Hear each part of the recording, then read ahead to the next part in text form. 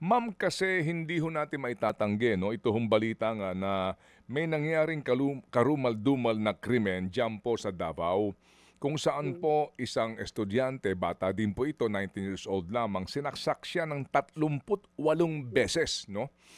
And dito po ang mga pangunahing suspect ay mga menor de edad, ano po. Kaya ngayon nabubuhay ulit itong kaisipan na magkaroon ng amyenda dito nga po sa batas ano po nito pong Republic Act number 9344 o Juvenile Justice and Welfare Act na gusto po, particular po itong proposal po ni Senador Robin Padilla na ito ho ibaba ng lubos yung pong edad ng criminal liability ng mga menor de edad. Sa kanya po, 10 years old but below Oo. 18 years of age. Ano po ang reaksyon po ng komisyon?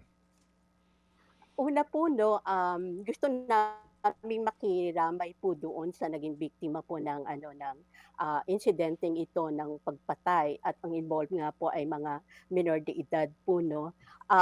Isa po talagang taus-pusong pakikiramay at kinakalungkot namin po yung nangyari mula sa Komisyon sa Karapatang Tao.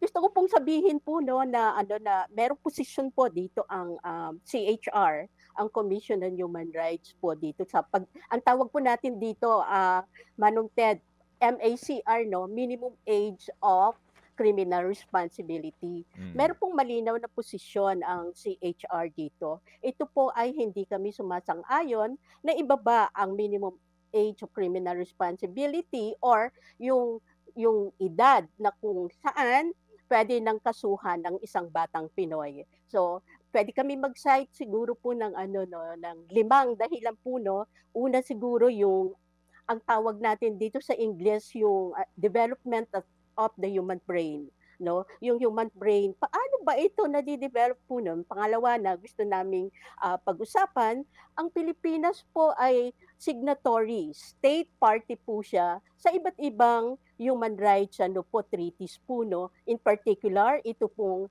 United Nations Convention on the Rights of the Child, mas di-discuss ko po 'yan mamaya.